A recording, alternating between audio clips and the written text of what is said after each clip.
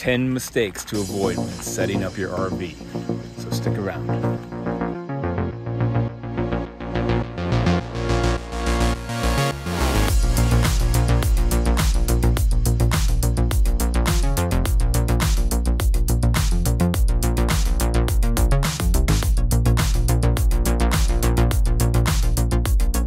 Hey everybody, welcome back to Why Wait.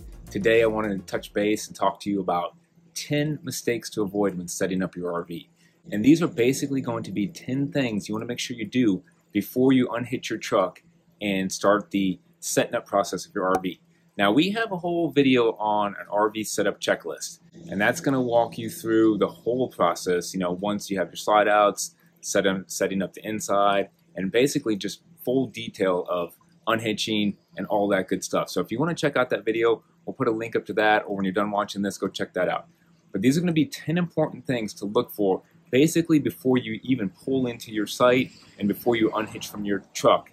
10 things you're going to want to make sure you do so that you're not rehitching, or you found out that you had a bad spot, it's unlevel, the water's not working, the electric, slide outs aren't going to fit, awnings, things like that. So let's go ahead and jump into it with the first thing you want to do before you even back into the site or pull through. That's, you want to get out, take your EMS surge protector, you want to go ahead and hook that up, turn the power on, and let that EMS, that electrical management system, run through, do its like 2-minute pre-check to make sure that pedestal is safe, that there's no open grounds, no issues with the electricity going to that site. Because if the electricity to that site is no good, well, you're going to want a new site anyways, and you don't want to go ahead and back in and start putting slide outs, and then you find out the electric is no good on that pedestal. So go ahead and make that the first thing you do before you even pull into the site.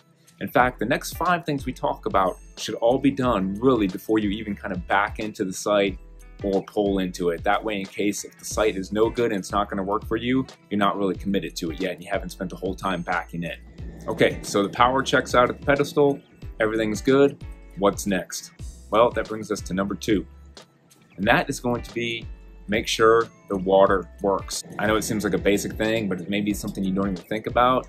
You get all set up, you're hooked up, everything's ready to go. Next thing you know, you go to connect your water hose and the water's not working, or maybe the pressure is just really low. This can be another issue that will actually cause you to have to move sites if for some reason the water's just not working at that site, or if the pressure is just way too low compared to the rest of the campground. It's something you want to check on before you commit to that site. So we always go over there, we actually go ahead and put our water regulator on there, turn the water on full blast, read the pressure reading, see if it's going to be okay for us. And it seems like something basic, but it's something you just want to check real quick before you commit to that site. Okay, moving on to number 3. Give the site a good look to see if it's level.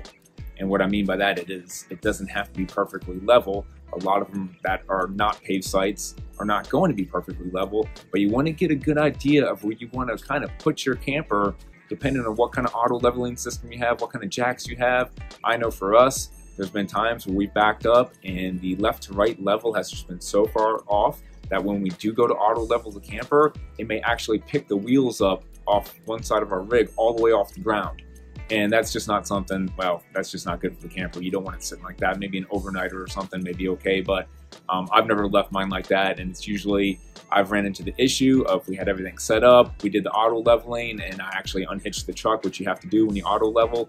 Next thing you know, the driver's side camper tires came completely off the ground, and that wasn't going to do. So we had to go through the whole process of hitching back up, moving the camper, moving it over a few feet, or backing it up, or whatever the case may be. So give the site a good one over, check it out, kind of get a basic idea of where you want to put the camper, what's going to work with your tires and your jacks and your blocks and all that kind of stuff. So just a good tip before you commit to the site as well. Okay, number 4, look up, check for height issues. Too many times you're going to run into branches, you're going to start backing in, you're going to go too far. A lot of the campsites have trees at the back of the sites which may interfere, and you may back up, hit branches. Your awnings may not be able to come out. That's something you want to look for. You may have trees too close to the awnings, and you want to always check, make sure you have clearance overhead. There was one instance where we backed into a site, we didn't think too much of it, there was no trees around. We went ahead and put our satellite up, which is on top of the RV, And luckily, when we went outside, we didn't notice it, but there were some power lines running right over the camper, and they were really low. In fact, they were so low, it was something we probably should have looked into before we even pulled into the site. But when we put the satellite up, we had realized that if the camper had just been moved forward a few more feet, our satellite actually would have came up and hit those power lines. So always check, just look above, make sure there's no branches, power lines, anything like that before you back in or pull through. Make sure the height requirements are going to be okay for the site. Okay, number 5, and probably the last thing you should kind of do and check for before you can really kind of back into the site or even to pull into the site. This is mainly for backing in.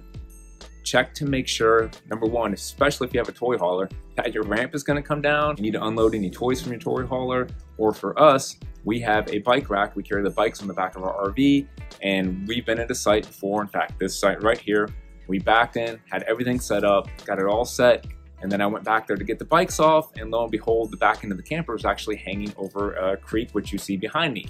So it was actually really difficult.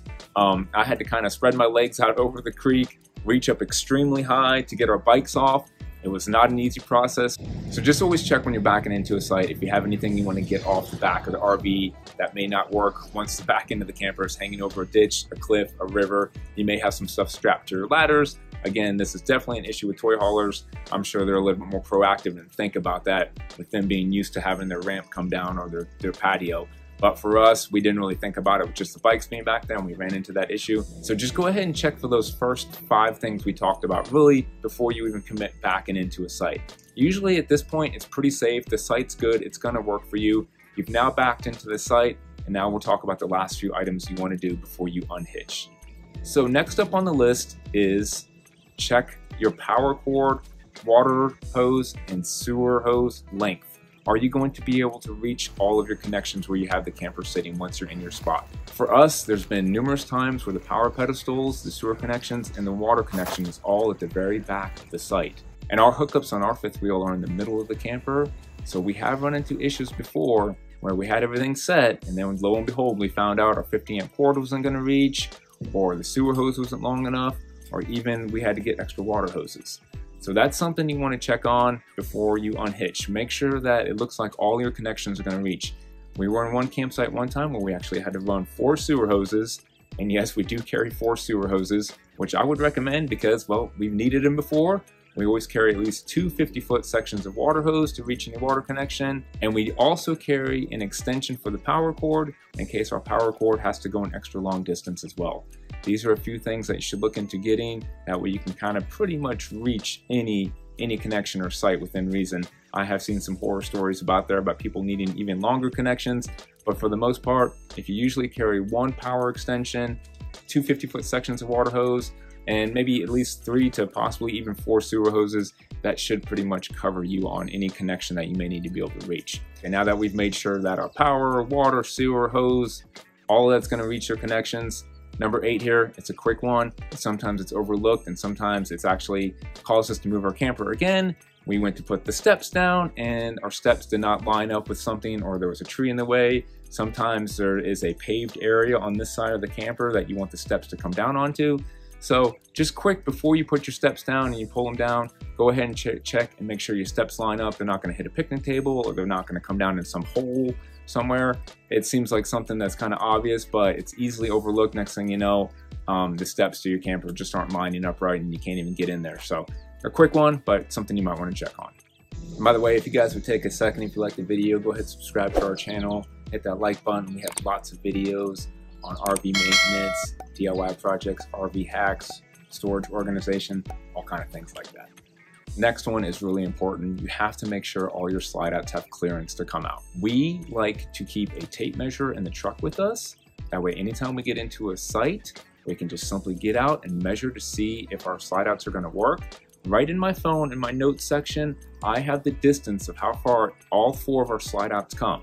So I know when we pull into a site that if we like where the camper's positioned, but if something looks like it's going to be too close, I can just grab that tape measure right out of the truck and I'll just pull it out and make sure I have enough clearance that the slide out's not going to hit that tree, it's not going to hit that electrical pedestal, that picnic table, or whatever the case may be. It's just a quick, easy way. You have that number jotted down ahead of time. You know exactly how far each one of your slide outs comes. That way, once you get in position, you can just go around. If anything looks like it's going to be kind of tight, pull out that tape measure and you'll know if you're going to have an inch or two to clear and you're good to go. And that also goes for your awnings. It's something we do when we check the slide outs. Just give a quick look. If you want to make sure your awnings can come out, go ahead and check, make sure there's no trees or anything that's going to restrict your awnings from coming out if you want to use those as well. Moving on, number 9. This is another one that I never think about and I always forget about. Make sure you leave room for your tow vehicle or any other vehicles that you have that you may want to park on the site. All too often, we get everything perfectly set up with the camper. Everything's good to go.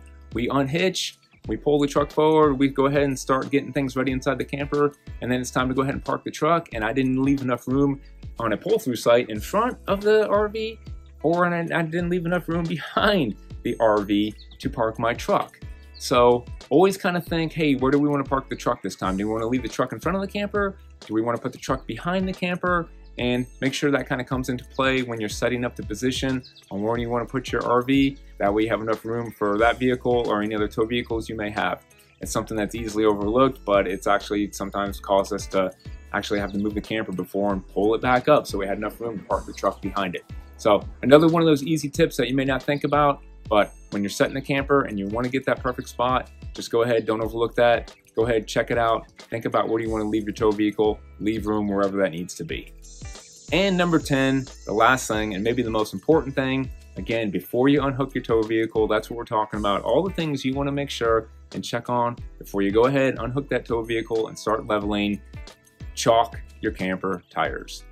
Basic step, but obviously it's one of the most important. Make sure you put those chocks down. We like to use these rubber max haul chocks right here. They don't tend to slide like some of the plastic ones do. Once you got your tires chalked and you've checked everything else on this list, everything's good to go. You're officially in your spot. The camper's not going to roll anywhere. You can start your unhitching process and go ahead and do all the other setting up that you need to do. And again, if you want to go into more detail of our whole setup checklist, I have that video right up here. You can go through, watch, and continue on and see what we do as we're setting up. I hope these 10 tips and tricks help you guys out. They're important things to think about because I know I've done it too many times. We've dropped the camper, we've completely unhitched, and then we run into an issue. Again, whether it's a slide out issue, a leveling issue, a hose not reaching, whatever the case may be, all too often we've had to hook the truck back up, move the camper again, and after a long day of driving, nobody wants to do that. As always, everybody, I appreciate you stopping by and checking out the channel. Don't forget, get out there, start your full-time RV adventure because why wait? We'll see you guys next time.